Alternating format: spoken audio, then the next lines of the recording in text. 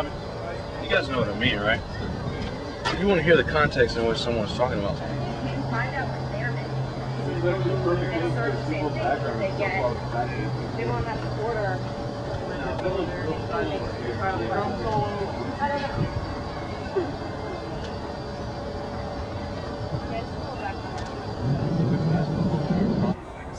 Drummer as well as an artist, so he pretty much led the band.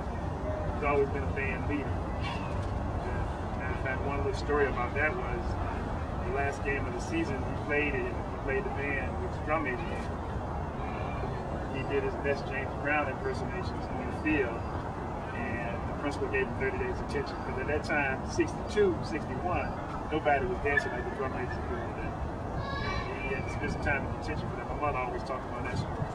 She was mad at the principal for that. And he said he turned the crowd out and everything. And from that point on, all drum majors wanted to be like that. All these posters that are like classic type posters, I don't know how to describe them. Not sure how to describe them. Like, they're classic posters on the jazz festival, all the different years. Each year was a different theme, so each year he had a poster. He collected artwork from New Orleans. And he loved the gumbo, everything, all the food in New Orleans. He definitely loved the music of New Orleans because he knew about it, I think, way before a lot of people knew about it then. As far as the music and all the different types of music that came from it. Culture there. Yeah. So who all?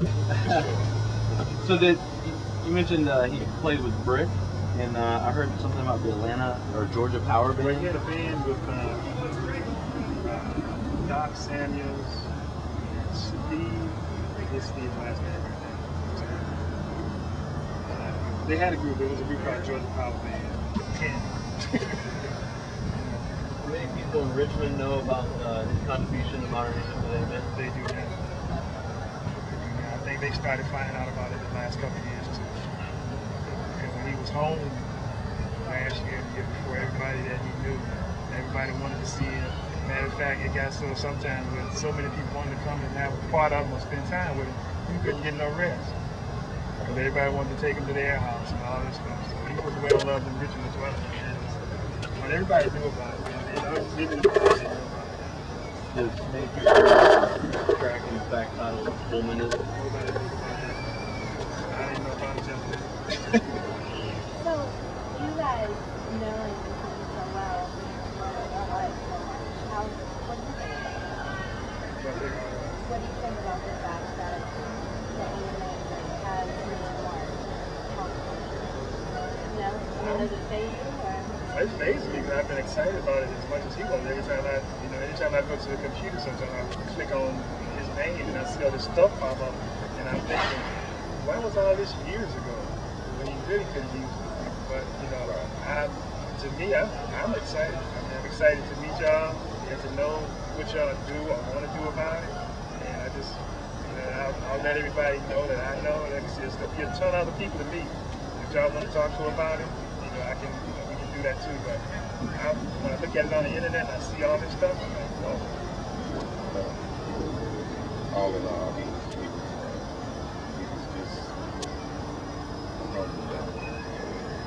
trying to add on to that question.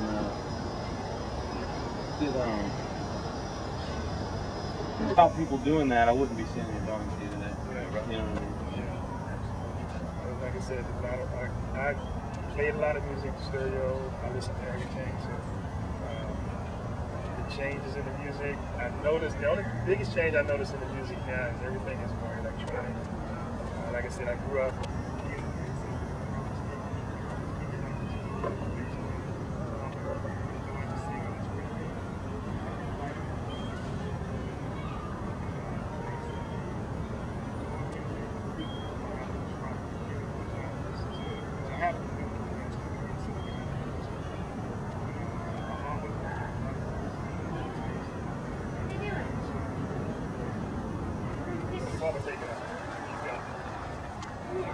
When the drum machine thing came around, did you ever hear GC make any comments about it?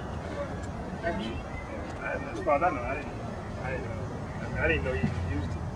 much a larger. Oh, so he did used to use a drum machine? You know, on some of the stuff that he produced over at Jim Boland's studio, we used drum machine. But it was tastefully. I mean, he had a lot to say about what the drums did. You know, he was like, and the drum sound too. He was able to have more control over that. So it came out, I think, with a sense of by him monitoring that it was practical. It was some of the best electronic drum sounds.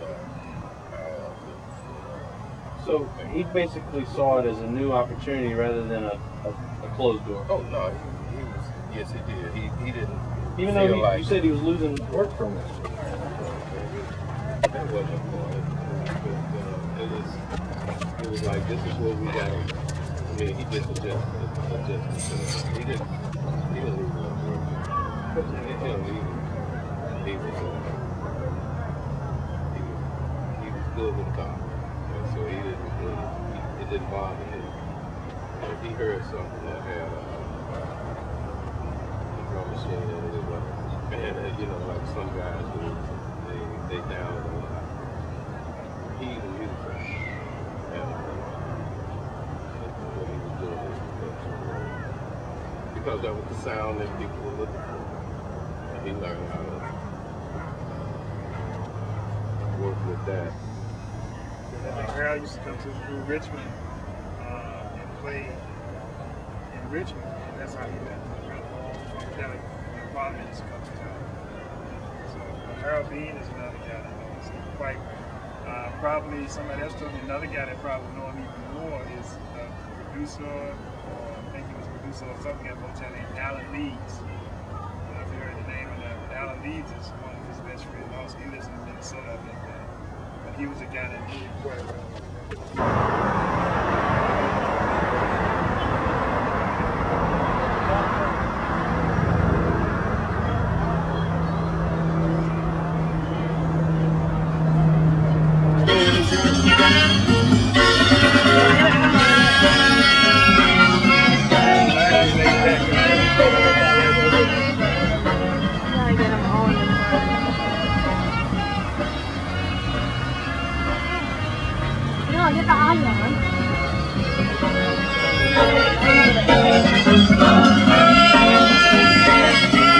You know that part, though.